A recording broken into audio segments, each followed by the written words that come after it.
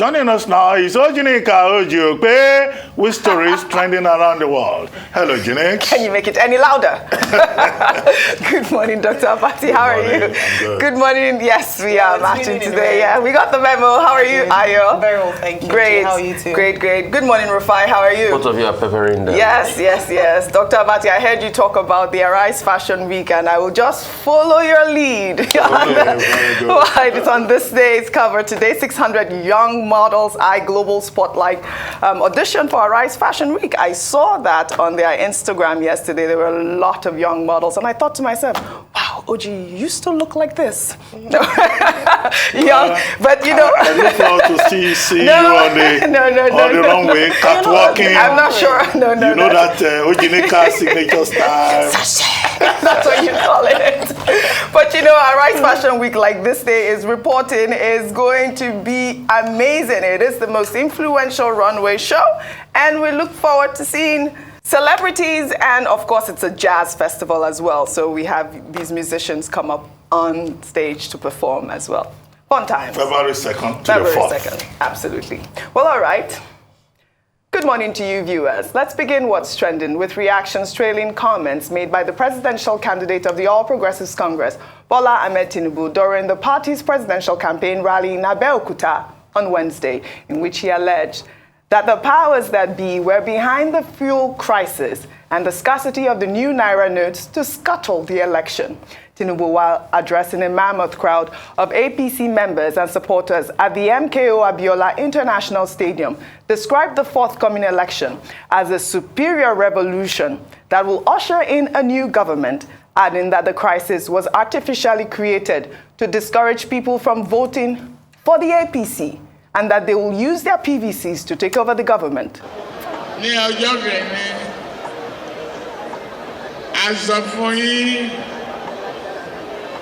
Lédè iná àròpá wọn lè dá wàhálà lẹ̀ wọ́n sabotage epo wọ́n sabotage epo àrépo àlépo àrọ́kadà àrítràìsáìkù àrítràìsáìkù a máa lọ dìbò a máa wọlé a máa dìbò a máa wọlé. This is a superior revolution, and when I tell you, you know what I mean. You know me. Ẹ jẹ́ kí fún àwọn náà mọ bí tán kó sí, ẹ kówó pamọ́, ẹ gbépo pamọ́, ẹ gbé náírà pamọ́, a máa dìbò, a máa wọlé, a máa dìbò, a máa wọlé. Tinubu has created another slogan, Amawole, Amadibu. I love it. I'm learning Yoruba every day. But let's take these reactions before we discuss. Well, this is from Adenakan, who wrote, Tinubu just made a mockery of himself, Buhari and the APC. How can you say you will take power from them, that is the APC? Say they have started using fuel scarcity trick again. Who are they? APC? He said even without fuel, his fans should get their PVCs and vote them out. Who are they? The APC. Well, Akinsola wrote, Asiwaju Bola Tinubu speaks with confidence and he faces his challenges professionally. Oil marketers are trying to sabotage the government. We will overcome, all of you. Nigerians will vote for Mr. Solution. He has done it in Lagos before. He'll do it for Nigeria. Hashtag Tinubu in Ogun, the famous Ogun state. Well, APC's director on new media of the PCC, Femi Fani-Kayode, echoing Tinubu, said, whatever your plans are to scuttle this election, whatever through new Naira notes, fuel scarcity, or creating an atmosphere of fear and panic, you shall fail. The cat is out of the bag. We know the plan. We know who you are using. We know who is behind it. We know what to do. Well, I wonder what they know. Will you vote whether there's fuel or not? Eh? Hungry revolution.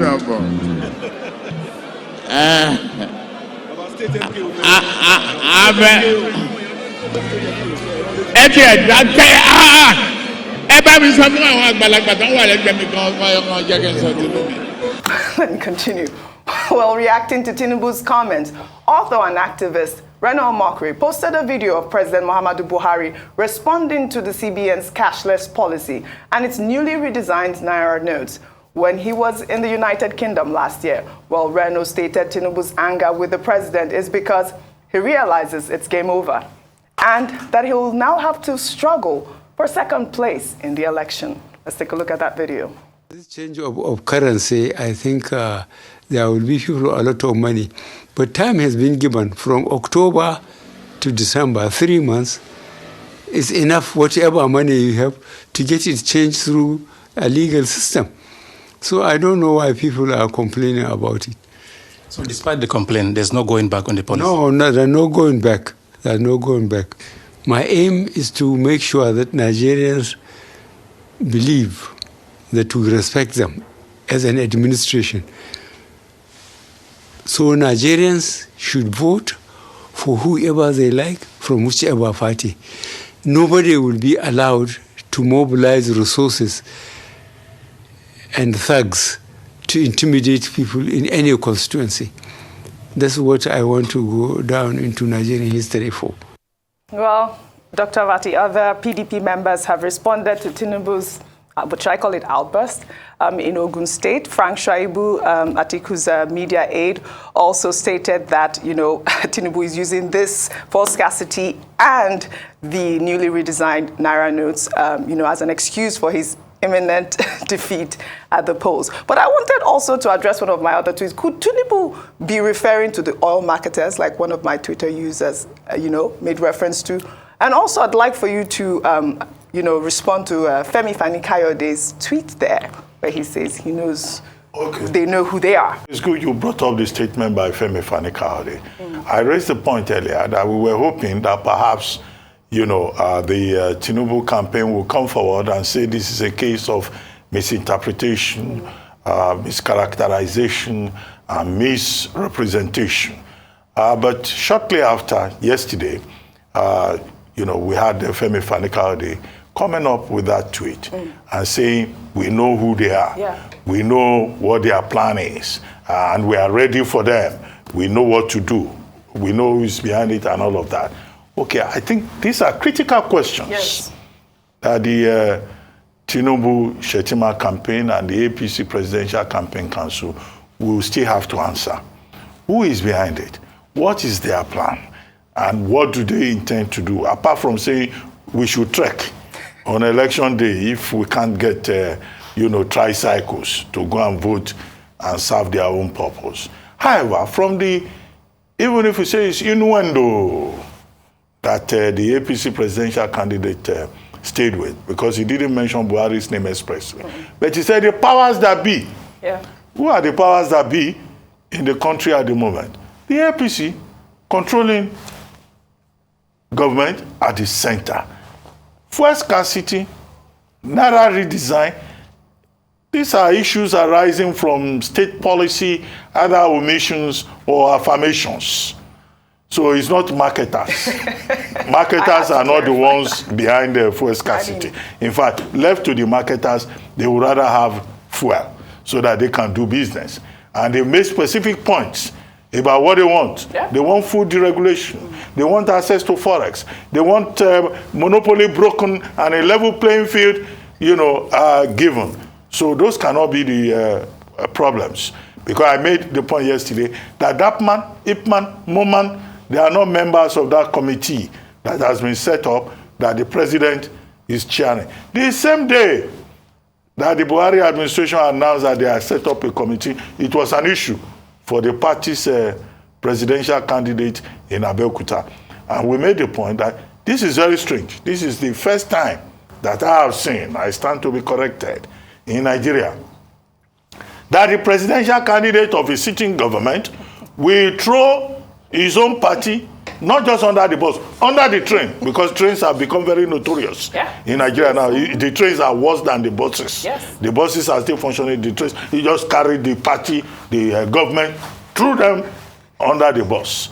I'm surprised that Garuba Shehu, maybe he has not read the news. You know, I'm surprised because by now we expect that Garuba Shehu will have come out. Yeah. No, instead it's the PDP that is defending the president. It's the Labour Party that is defending the president. Very strange. But I repeat the advice that I gave later on, that maybe until this election holds, Asiwaju Bola Ahmed Tinubu's handlers should stop him from going to Abeokuta. Because it's like each time he goes to Abeokuta, something dramatic happens. You know, I don't know whether, you know, I don't know what is responsible for that. You know, but the other time when he talked about, no, we have good water in Abeokuta. Please, don't put down an important city that produces presidents and geniuses on a routine basis. So you know, maybe he should stay away from there, you know, so that it doesn't trigger that reaction. And then the people who were around him, they were laughing, they were echoing him. Look, psychophancy should not be a political strategy because intelligent people can see through it. They should engage their candidate and tell him that, look, certain things should not be said because you don't erode whatever gains you have made. But of course, President Buhari, I don't expect that personally President Buhari will respond. After all, he came to Lagos, he commissioned rice mill, he commissioned train, he commissioned everything. He didn't say a word. But you have him on tape here saying that Nigerians should vote for whoever they like. Whoever they like. And we've been told that the fit and proper persons under Section 131 of the Constitution and by the assessment and estimation of reasonable and right-thinking members of society should be the person that should be voted for. So the choice is yours as a member of the electorate. I don't know whether you have a PVC. I'm also not too sure. Maybe you'll be on duty on election day.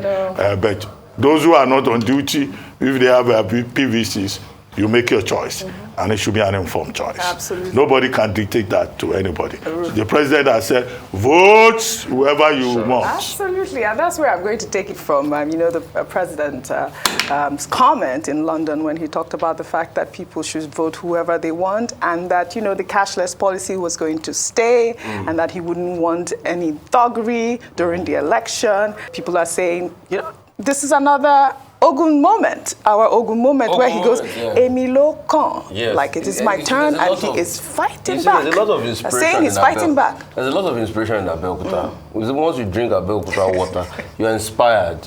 And Dr. Abati, I'll prove you wrong. I think it's in the water. Okay. Can't you see that Chief Olusegun Obasanjo was walking over how many kilometers the other day at the 100-day celebration of Babangida? So it's in Did the you water. see his football game? I saw his football game. He scored goals. Yes. So it's the inspiration, the bold inspiration of our Omo. No, he did not only score goals. Was it hat-trick? Yes. It's called a hat-trick. And this is the January transfer window. You see? Please, maybe your team. We need Chelsea Baba Obasanjo to come and rescue your team. Come and rescue you because we are not scoring goals. But please, two things we should never do. It's not about Mr. Mefele. Please stop hounding the CBN policy. The policy for the betterment of all of us. Yes. There are challenges and teething problems, but stop attacking it. And it now shows politically the people that have been affected by the policy. Because it's Oji, when I press your neck, you will cry, isn't it? Just policy. The termination date of policy has not even started. People are already shouting. He said they hid money. I don't know who's hiding money. Maybe there are billion vans and everything everywhere that people can use to transport money and they can have proper GPS. So who is hiding the money? Who is hiding the fuel? And it's very obvious. And well, Femi Fani-Kayode says they know who they are. So we need to them among themselves. They know who they are. Okay. They are the politicians among themselves. They know the games they are playing at the expense of Nigerians. Isn't it amazing? And that's why I want, please, he has to still go to Abeokuta once more. He has to go and speak again. To bring another we need to hear more. We can't have enough of it. It was in Abeokuta we heard that Buhari cried. That Olule Osukun. Lórí television. Lórí television. Yes. Yeah. I love my So it is Abeokuta too now that we are hearing that wọ́n gbé epo pamọ́, wọ́n gbówó pamọ́, ẹ máa yìn mí ní nǹkan náà. So he has to go back again so that we can hear more. Okay. And may they speak more. And then Govt, they can't reply now because they all know what's going on. I'm happy that Nigerians are seeing all of this with the political class and they can make their inferences. Please, Baba, Abeokuta Kekan, it remains one. Please. Ayo. All right. I mean, I'm glad you mentioned and brought in the perspective of the Nigerian people. Yes. When things like this happen, true winners are the Nigerian people. Yes. Because, you know, they say when two elephants fight, the grass suffers. In this case, when two elephants fight, in this case, the Nigerian people are able to truly assess the candidates and make an informed choice. At the end of the day, you know, we can laugh about these things, but these are serious issues that we would use to analyze who should be the best candidate for us as the next president of Nigeria. Talk about, and I'll just take one statement from what he said. We know that when politicians go to the campaign grounds, they make very flowery promises. And sometimes it's difficult to decipher which is a promise, you know, which is just trying to play with the emotions of the people. One of the statements that he made yesterday, beyond all the things he said about sabotage, was that he was going to bring down the price of petrol. That once he gets into government is going to bring it down. They're asking for 200 Naira, part of sabotage. Then you begin to ask the question. In his manifesto, he's given a stance on what he will do with regards to subsidy if he does become president. And then he's now saying that he's going to bring down the price of petrol. How is he going to do it?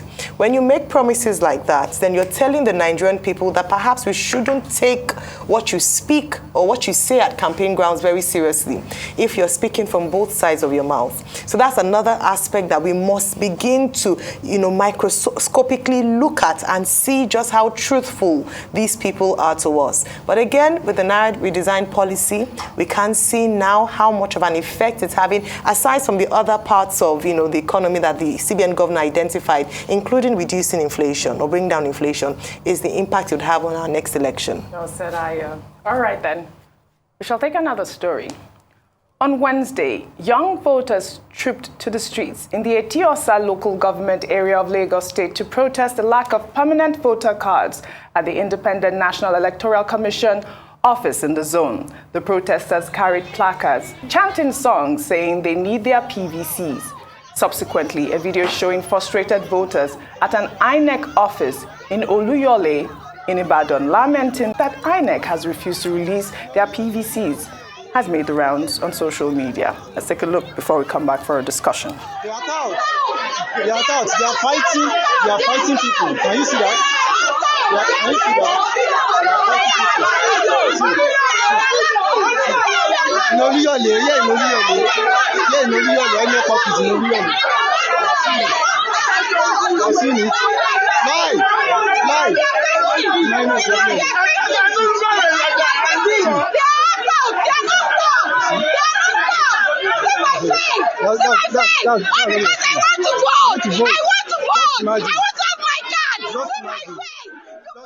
I think we have been talking about this situation for quite some time now. This is completely unacceptable, what's happening in Ibadan there and the office at Etiosa.